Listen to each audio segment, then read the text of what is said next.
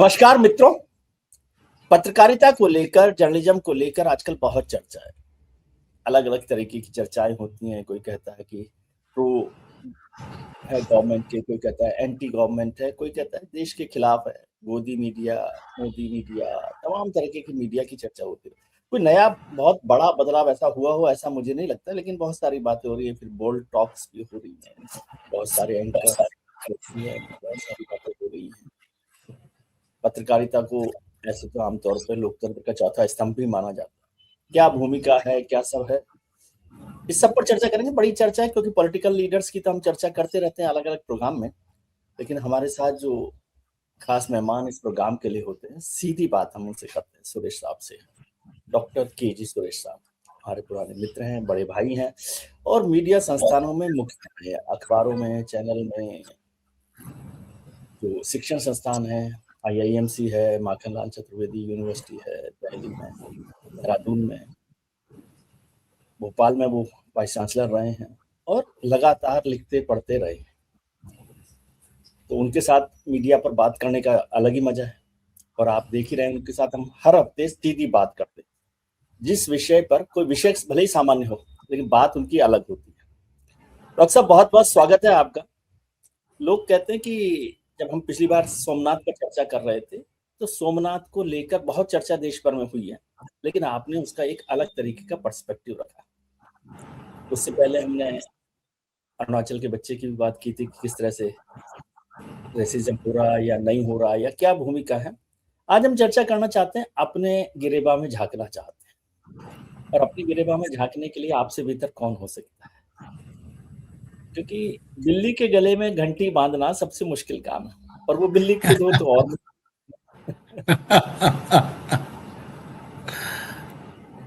हमें मजा आता है कि दूसरों के घंटी बांधते रहे अक्सर, उसमें खासतौर से पॉलिटिकल कार्य हमारे लिए मैं अक्सर, विजय जी, जी। सभी श्रोताओं को नमस्कार।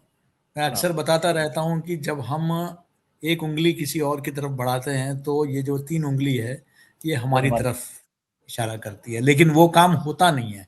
मैं आपको बधाई देना चाहता हूं कि आपने अभी शुभांकर के बोल्ड टॉक्स के बाद बोल्ड टॉक्स विषय पर जो है आपने, और उससे संबंधित जो आज चर्निंग हो रही है, एक मंथन हो रहा है खासकर सोशल मीडिया को लेकर, उस पर जो है आपने ये एक महत्वपूर्ण चर्चा रखी है। ये महत्वपूर्ण चर्चा है, तो मतलब ऐसी चर्चा है कि जिसमें हमें ही गालियां खानी है अपने लोगों से। लेकिन क्या आपको लग रहा है ये बोल्ड टॉक्स का क्या मतलब है, क्या जरूरत है और क्यों इस पर इतना सब हो रहा है? क्या ये सोशल रिफ्लेक्शन है, मीडिया रिफ्लेक्शन है? किस तरह से आप इसको देखते हैं? आप तो इतना पढ़ाते हैं, ये सब बच्चे आप ही के पढ़े हुए हैं। देखिए, इसमें कहीं कोई दो राय नहीं कि मीडिया का एक लोकतांत्रिकरण हुआ है सोशल मीडिया के आने के बाद जी। और अब कोई मीडिया में एक एडिटोरियल फिल्ट्रेशन या गेट कीपिंग का एक कॉन्सेप्ट था, एक संपादकीय जिसे कहते हैं, एक निरीक्षण या समीक्षा, यानी कि प्रकाशित होने से पहले अगर मैंने रिपोर्ट दी है तो उस रिपोर्ट को उप संपादक, संपादक, समाचार संपादक बहुत गहराई से देखते हैं। उसके बाद जो है ये देखते हैं कि कहीं देश के किसी कानून का उल्लंघन तो नहीं हो रहा है, क्या कहीं समाज में कोई कटुता तो नहीं पैदा हो रही है। इस तरह के बहुत सारी चीज़ों पर नज़र रखी जाती है और कमोवेश इलेक्ट्रॉनिक मीडिया का भले फॉर्मेट बदल गया, उसमें भी यही, वो सीधा आप संप्रेषण नहीं कर सकते हैं। आप और हम दोनों ही प्रिंट और इलेक्ट्रॉनिक दोनों में रह चुके हैं, लेकिन सोशल मीडिया के आने से आज कुछ भी लाइव दिखा दो, कुछ भी सीधा प्रसारण कर दो। और सबसे बड़ी बात है कि कम से कम मीडिया वो कितना प्रभावी है ये एक विषय अलग है, लेकिन प्रेस के लिए बहुत सारे कानून इस देश में बने हुए हैं। वो पहले IPC CRPC की धाराएं थी जिसको मीडिया लॉस कहते हैं, आज भारतीय न्याय संहिता BNS के माध्यम से वो है। चाहे वो अवमानना का मामला हो, चाहे वो दंगा भड़काने का हो, हिंसात्मक हिंसा को भड़काने का विषय हो, बहुत सारे प्रावधान कानून के अंदर है मीडिया को पर अंकुश लगाने के लिए, प्रिंट मीडिया पर। इलेक्ट्रॉनिक मीडिया का लाइसेंस स्वयं रद्द हो सकता है, ऐसे एक आध बार हुआ भी है जब उनको जो है ऑन एयर से ऑफ एयर कर दिया गया। और उनके भी बहुत प्रभावी कुछ संस्थाएं भी है, वॉलंटरी भी है। हाँ, तो ब्रॉडकास्ट एसोसिएशन है और इस तरह की बहुत सारी संस्थाएं हैं जो इन सब चीजों को देखती है। लेकिन सोशल मीडिया आज सबसे ज्यादा, चाहे वो विज्ञापन के दृष्टि से हो या आप लोगों तक पहुंचने के, अगर आप आंकड़े देखेंगे तो शायद सभी इलेक्ट्रॉनिक पारंपरिक मीडिया को मिलाकर जितने दर्शक और पाठक हैं उससे ज्यादा आपके सोशल मीडिया के पास है। तो मैं समझता हूं कि ऐसे में लेकिन कोई भी जिम्मेदारी लेने वाला कोई नहीं है। तो जाहिर है कि कुछ कुछ विवाद, पहले कुछ समय पहले रणवीर इलाहाबादिया का एक विषय आया जिस पर बहुत ही ऐसे प्रश्न पूछे गए जो प्रतिभागी है उसमें समय रैना के चैनल में, और जो परिवार को लेकर था। और अब फिर हमारा एक बहुत ही सेंसिटिव सोसाइटी है। आपको याद होगा विजय जी, राजीव गांधी जी जब प्रधानमंत्री थे तो उस समय में एक दूरदर्शन में देर रात को एक एडल्ट मूवी दिखाने का एक परंपरा शुरू हुई थी और काफी समाज में बवाल मचा। और बाद में उस फैसले को कुछ समय तक उसको जो है उस पर काफी विचार हुआ कि क्या अभी समाज इसके लिए तैयार है ना। एक जमाने में तो के ऐड भी दिखाने का टाइम भी रात के बाद का फिक्स किया गया था। उसको भी लेकर काफी हंगामा होता था, काफी हंगामा होता था। तो लेकिन इसमें कहीं कोई दो राय नहीं कि भारतीय समाज काफी खुल चुका है, इसमें कहीं कोई दो राय नहीं है। लेकिन आज भी समाज के कुछ संवेदनाएं हैं, हमारे कुछ सांस्कृतिक, जिसको हम कहते हैं कि हर समाज का अपने कुछ कल्चरल सेंसिटिविटीज, कुछ सेंसिटिविटीज होते हैं। और दूसरा, सोशल मीडिया का एक प्रारूप ऐसा है कि जिसमें आज जो कोरोना के बाद से आज 5 साल के बच्चे से स्कूल ही जाने के बच्चे के, उसमें भी क्योंकि उसकी मजबूरी है, ऑनलाइन क्लासेस हो रहे हैं। अब दिल्ली में ही अगर आप दिल्ली एनसीआर में देखेंगे तो प्रदूषण की वजह से स्कूल बंद रहते हैं, तो ऑनलाइन क्लासेस हो रही हैं। तो बच्चे को गैजेट देना मजबूरी भी है। हाँ, ये अलग बात है, उसका एडिक्शन हो गया है, वो एक अलग विषय है। लेकिन आज ऐसे युग में बच्चा क्या देख रहा है, इस पर नियंत्रण पहले टीवी में, आप और हमें याद है कि बचपन में चाइल्ड लॉक लगाने का एक व्यवस्था थी, लेकिन आज आप वो लगा नहीं सकते हैं, है ना। तो ऐसे में समाज में हर वर्ग तक जो है ये कंटेंट जा रहा है। कम से कम रणवीर इलाहाबादिया वाले विषय में ये एक डिफेंस में बताया गया है कि वो सब्सक्राइबर मोड में है, जिसने सब्सक्राइब किया है उसी तक वह कंटेंट जाएगा। लेकिन अभी जो ये पूरा विवाद खड़ा हुआ है, शुभांकर और सीमा आनंद की जो वार्तालाप हुई है और वो क्लिप्स के रूप में जो वायरल किया गया, तो उसको लेकर पूरे समाज में कि क्लिप्स तो सोशल मीडिया रील तो हर एक तक पहुंच रहा है, कोई उम्र नहीं देखा जा रहा है, कोई परिपक्वता। और हमने एक ऐसे समाज में है जहां हमें इसे एक्सेप्ट करें कि बहुत बड़े संख्या में महिलाओं पर जो है अत्याचार हो रहे हैं। और अक्सर कई नेता भी इस तरह के विवादास्पद बयान आए दिन देते हैं। कर्नाटक के विधानसभा में एक व्यक्ति ने कहा कि अगर आप रेजिस्ट नहीं कर सकते हैं तो आप रेप को एंजॉय करिए, है ना। तो दूसरे किसी ने कहा कि वो जो है तीर्थ यात्रा के बराबर है ना। कांग्रेस के एक विधायक ने मध्य प्रदेश में ये बात कही है, तो कर्नाटक में भी कांग्रेस के विधायक ही थे जिन्होंने कही। तो ऐसे में समाज की जो सोच है वो जब महिलाओं की, तो ऐसे में इस तरह की जब वार्तालाप जो है एक तरह से महिलाओं को कोमोडिफाई करते हैं, ऑब्जेक्टिफाई करते हैं, महिलाओं को आनंद का एक उनके शारीरिक दृष्टिकोण से मात्र देखकर उनको प्रस्तुत किया जाता है।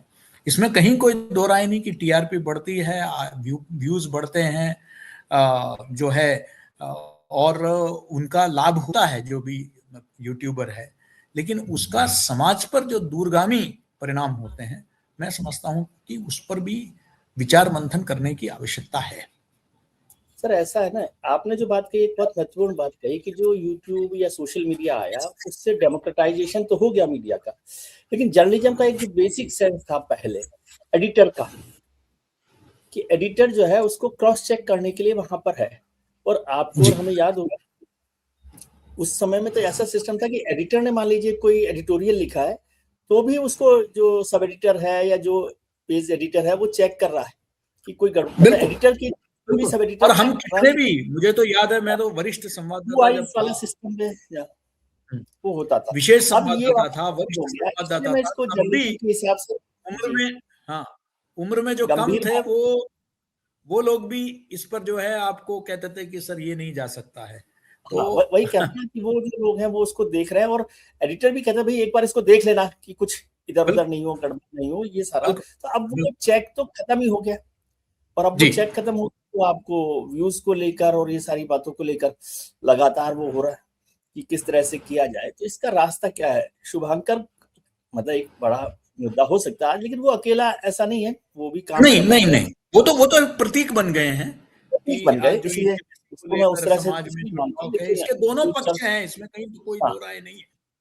इसके दोनों पक्ष हैं। कुछ कहते हैं कि भाई ये तो मतलब पहले भी आपको याद होगा स्कूल में भी जब सेक्स एजुकेशन का कॉन्सेप्ट लाया गया तो उसको लेकर जो है बहुत सारा विवाद था कि हमारा समाज कितना परिपक्व है इन विषयों को लेकर, है ना। मैं जानता हूं, मुझे याद है मैं भी जब स्कूल का विद्यार्थी था तो जब बायोलॉजी का क्लास में उस उम्र में जब हम एडोलेसेंस में जा रहे थे उस वक्त जो क्लासेस होती थी बहुत ही अजीब सा एक माहौल होता था क्लास में भी, है ना।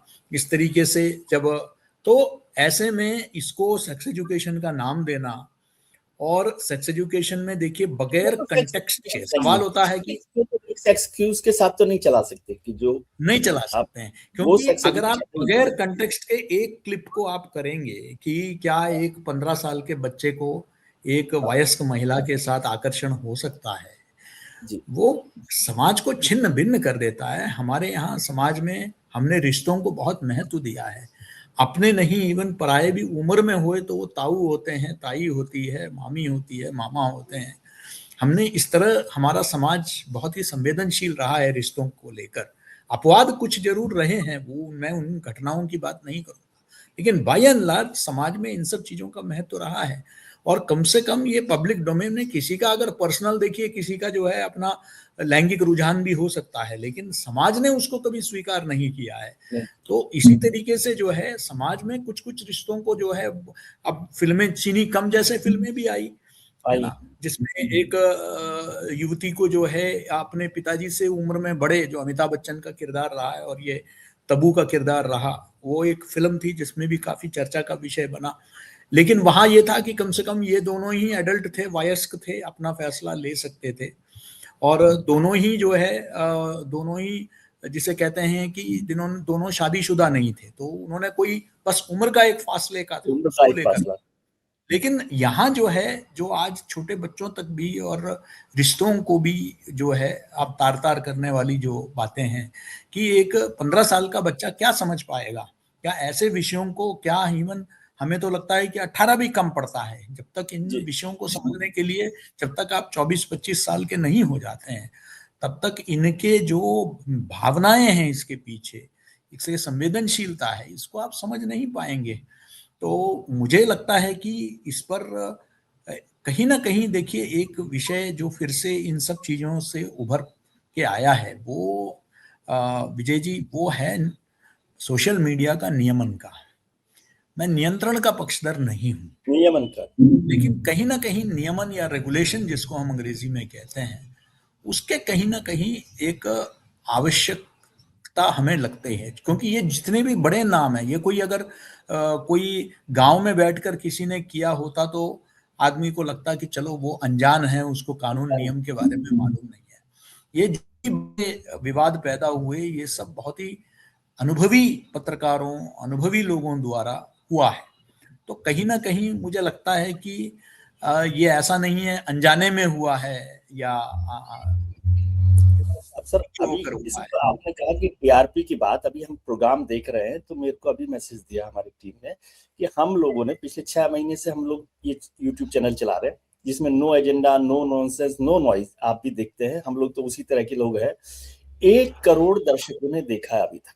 अभी मेरे पास मैसेज आया है 1 करोड़। बहुत बहुत बधाई आपको, बहुत बहुत बधाई। यानी कि लोगों को अच्छे कंटेंट की जरूरत है। हम जरूरत है अक्सर इसका, बोलते हैं 1 करोड़ कि व्यू 6 कोरोना के महीने में, दौरान, और ये सिर्फ ऑर्गेनिक है।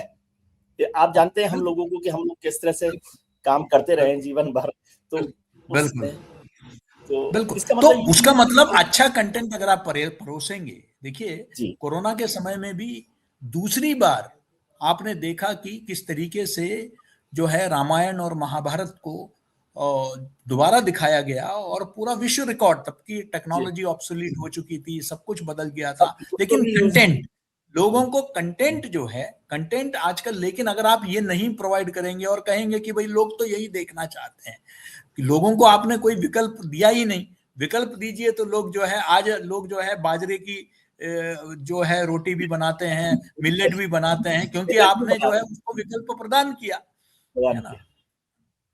और वो प्रोजेक्ट के तौर पे भी है। मिलेट का तो आपने बहुत अच्छा लिया कि जिसको आपने एक गरीब कमजोर आदमी का खाना समझ रखा था, आज वो सबके लिए सम्मान का भी बन गया। तो आप कैसे किन बिल्कुल चीजों को ले, लेकिन इसके अलावा भी सर आजकल टीआरपी के लिए सोशल मीडिया को लेकर या जर्नलिज्म में भी, सेक्स को छोड़ दीजिए, जो हम लोग धर्म के नाम पर जितनी पत्रकारिता कर रहे हैं, जो रोज मुर्गे लड़ाते हैं, मुर्गे लड़ाना भी अब गलत शब्द हो गया, आजकल मुर्गे लड़ते नहीं इतना।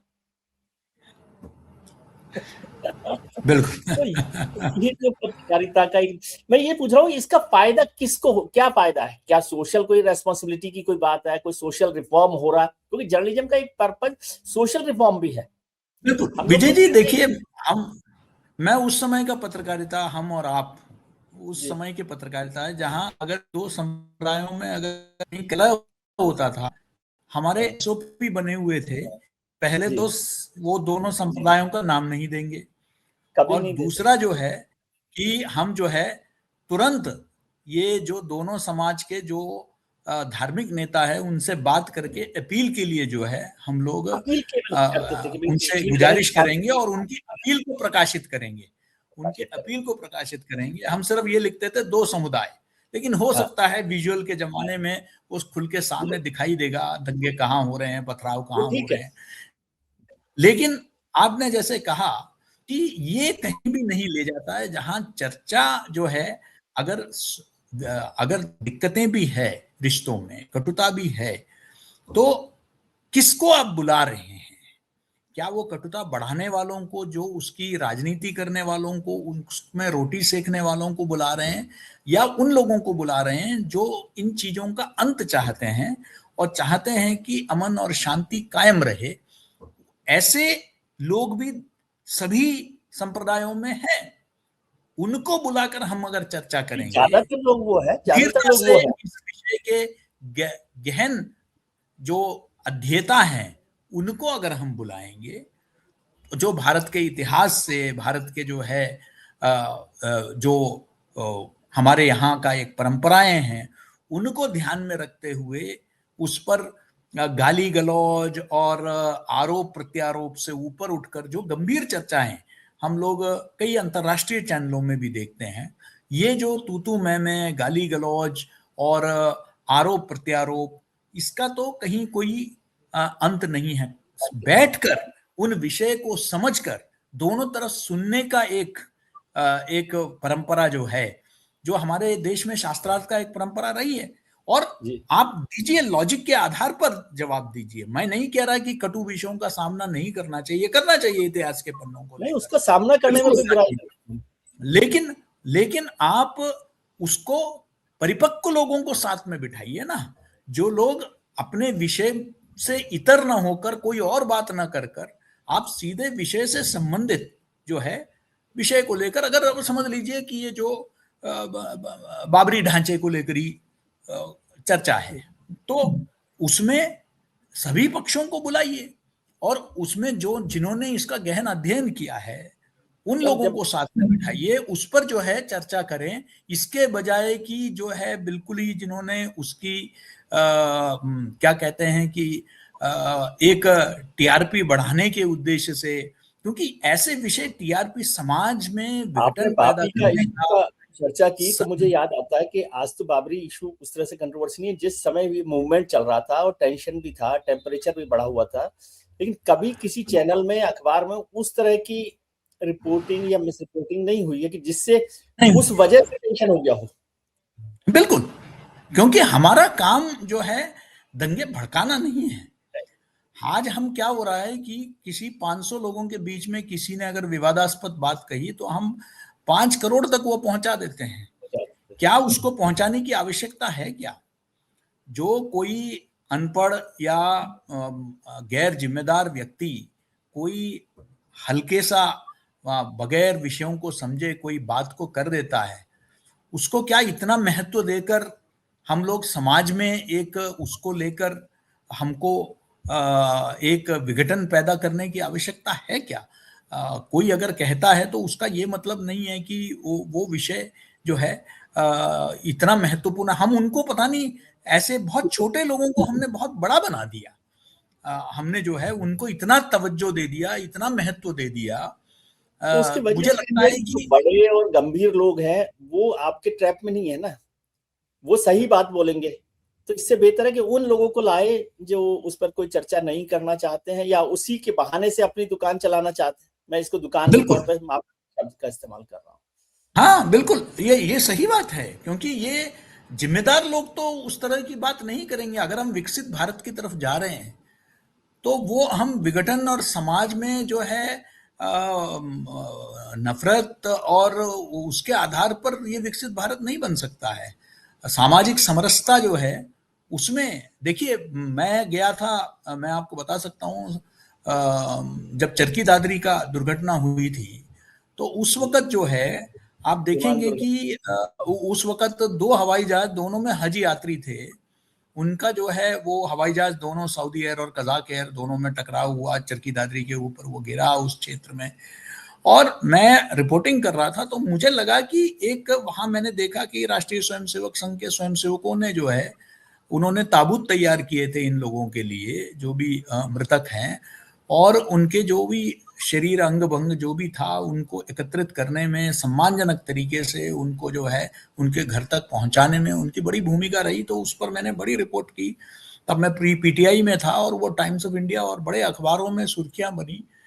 तो उसमें क्या उद्देश्य था? उद्देश्य था कि एक संगठन जिसके ऊपर आरोप लगता रहा है कि वो सांप्रदायिकता में विश्वास करती है, वह किस तरीके से एक बहुत ही एक संवेदनशील अवसर पर जो है एक संकीर्ण संकुचित सोच से ऊपर उठकर किस तरीके से एक व्यापक एक मनुष्यत्व या जिसे कहते हैं इंसानियत का पहचान देते हुए जो है किस तरीके से आगे बढ़कर उन्होंने उन ताबूतों को तैयार। तो मैं समझता हूं कि मैंने जब मैं इसको भी दिया तो उसका उद्देश्य वो था, तो क्या हम ऐसी बातों को भी हम उजागर कर सकते हैं जहां जो समाज में जो एक, क्योंकि देखिए हम हमारे यहाँ सभी ऐसा कोई नहीं है जो कहता है कि भाई कोई एक तबका आबादी जो है वो जो है देश से हटके है, देश से अलग है।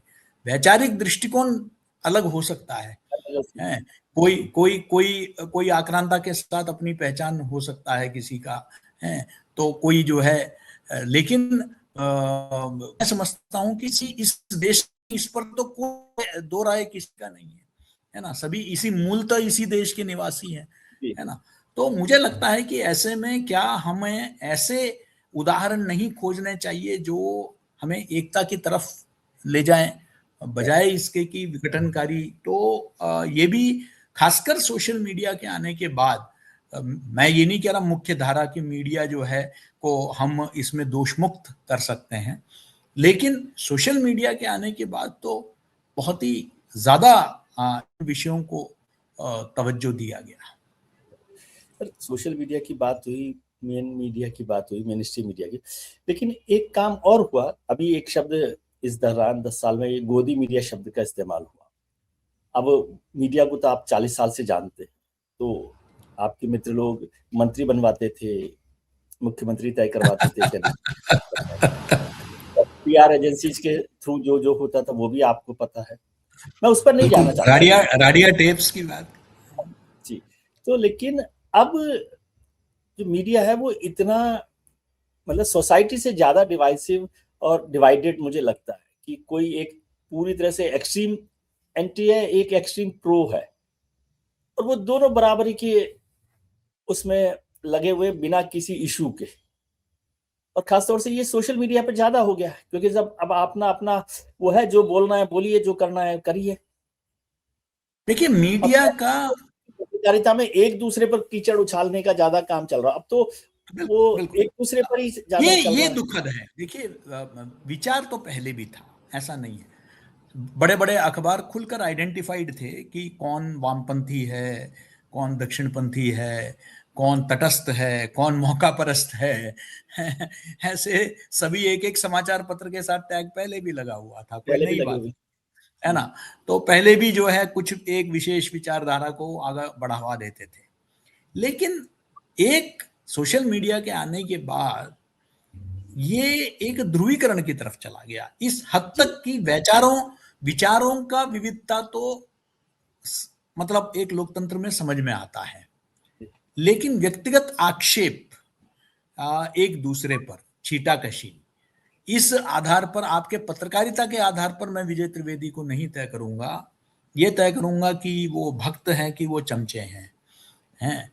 तो ये जब मापदंड बदल गए हैं, आपका पत्रकारिता कैसा है, और जहां आप जो, मैं ये नहीं कहता कि, देखिए जब हम लोग सब बुद्धिजीवी अपने आप को कहते हैं तो जाहिर है कि हर विषय पर हमारा अपना एक विचार होगा, और उसमें कोई गलत बात भी नहीं है, कहीं तो स्टैंड लेना है। तटस्थता तो समाचारों तक सीमित है, विचार में तो विचार आप में नहीं। तटस्थ हो नहीं सकते। विचार में अपने विचार को तो आपको रखना ही पड़ेगा, लेकिन क्या दूसरा विचार रखने वाला है उस पर टिप्पणी आप जब करते हैं, उस पर आक्षेप लगाते हैं। मैं ऐसे कई जिनके आपने कहा गोदी मीडिया जिनके आरोप हैं, मैं जानता हूं कि उनको किसी तरह का सरकारी समर्थन नहीं मिलता है। वो शुद्ध रूप से अपने विचारों से प्रेरित होकर कर रहे हैं, जो भी कर रहे हैं अपने बलबूते पर खड़े हुए हैं, किसी प्रकार का मतलब सरकारी उनको न पद मिला है न खुद, ऐसे मैं कई उदाहरण आपको दे सकता हूं। तो ये लेकिन आरोप लगाना कि ये जो है शुद्ध रूप से वैचारिक एक विषय रखना एक अलग बात है, लेकिन किसी तरह का आरोप प्रत्यारोप जो है, जिससे क्या होता है कि पत्रकारिता की विश्वसनीयता पर प्रश्न चिन्ह खड़ा होता है।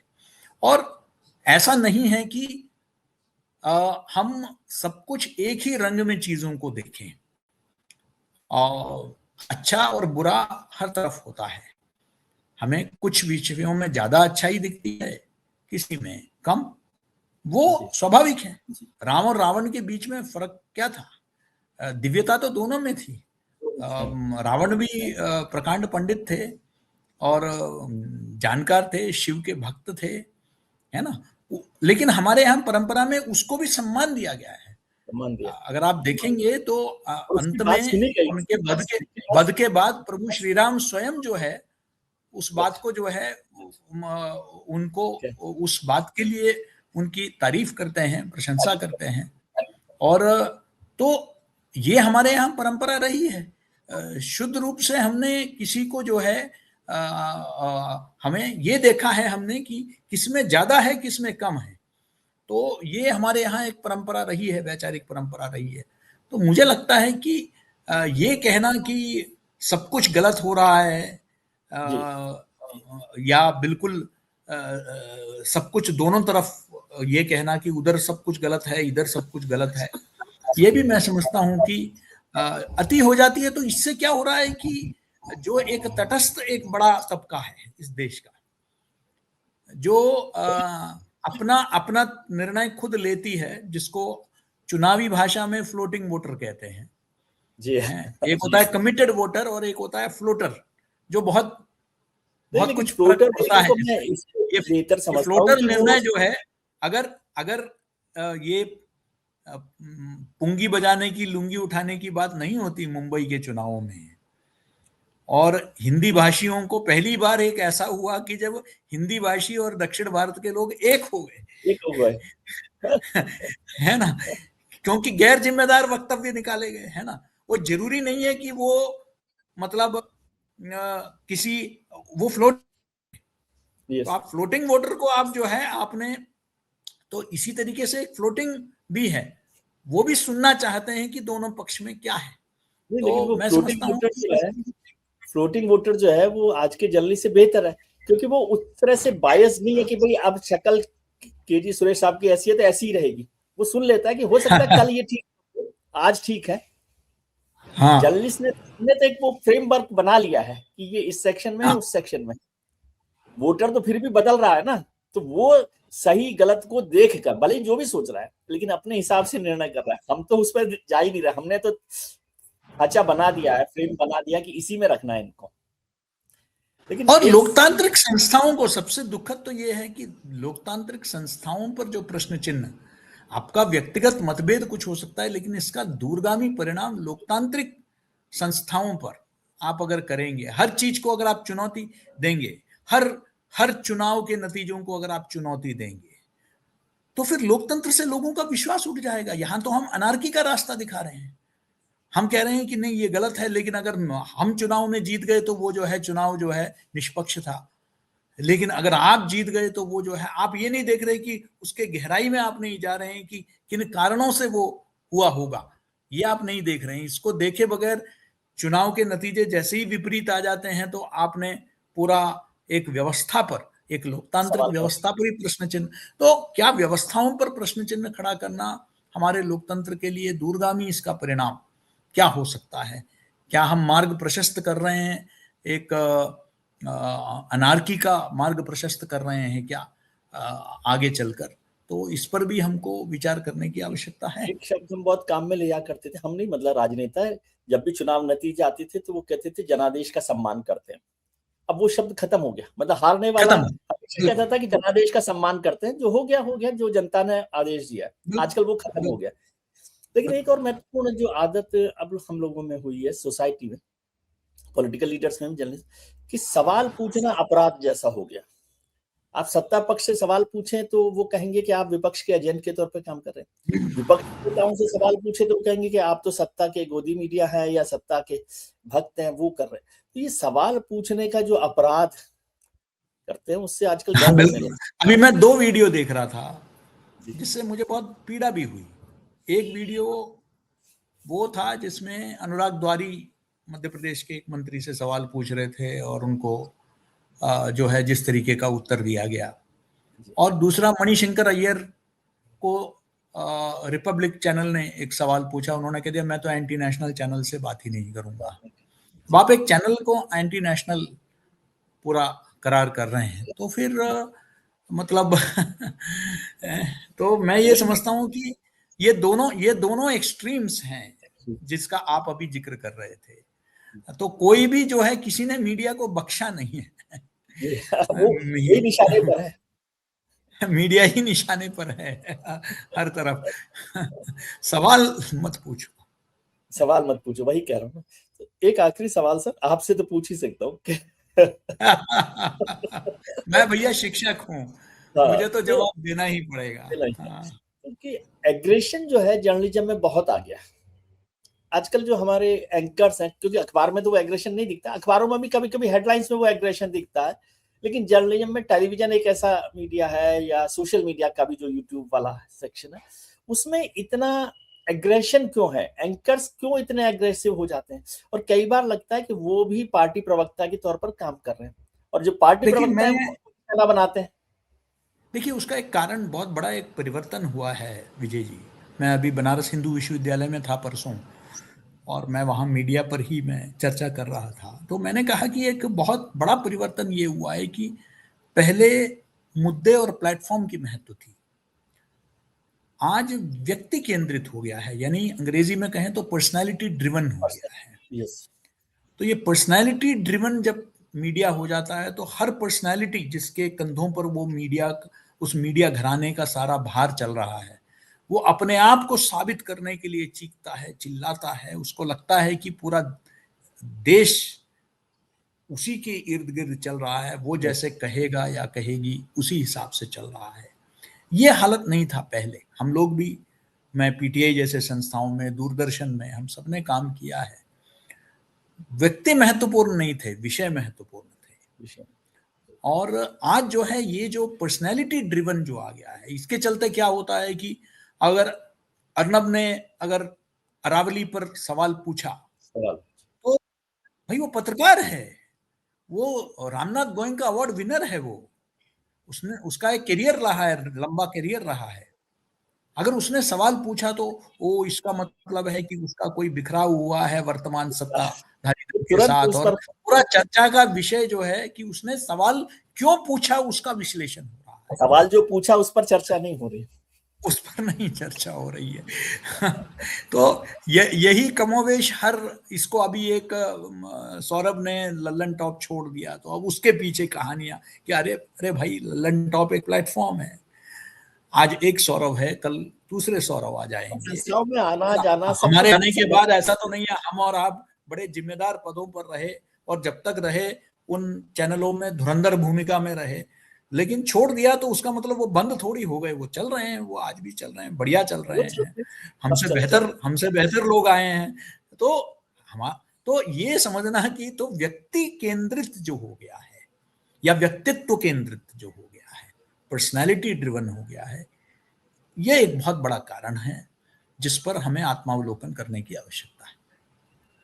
चलिए सर, देखते हैं, आपने तो आत्मावलोकन की बात कर दी, इसी से लोग नाराज होंगे कि ये हमको ही सिखा रहे हैं, हम तो दुनिया को सिखाने के लिए बैठे हुए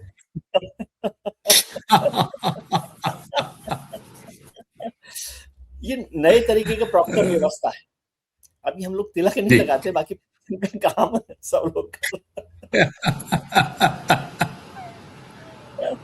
thank you very much sir कि आपने वक्त निकाला।